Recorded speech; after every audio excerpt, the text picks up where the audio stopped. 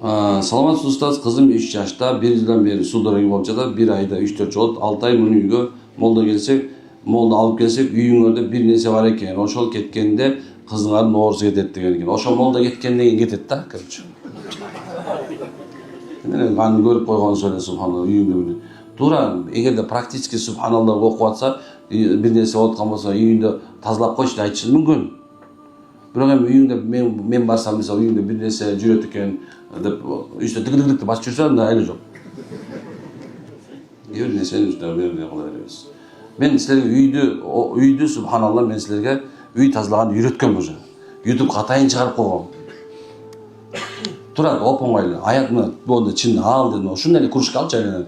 Ушуга эле суу толтуруп койчу, мына 150 грамм суу.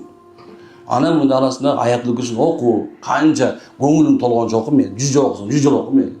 Эми такыр болсо 4 жолу окуп кой. Аллаху ла илаха илля хуval hayyul qayyum. Үйлөбө. Шилекең чыгып бага. Анан кийин ушундай кылда колуңду аласың, сууга салып туруп, бучкарсың, чачып калсың. Бучкарсың, чачып калсың. Бучкарсың, чачып калсың. Мен айла жок кээ бирлерге айтып атам. Такыр болду үй бүлөсү болуп аларга сен эчтеке кыла албайсың. Анда сен көтөрүп чабышың мүмкүн. Мен мына шакирттер жөнөтүп атам. Бирок калган убакта тазалоо дегенде ушул эле мына башып коюп болду, үйүңдө жин шайтан 2 сааттан жок болот деген сөз. Эми 2 саат деп приблизительно айтып койдум, Аны жүрбөгүл 2 сааттан кетпей калса.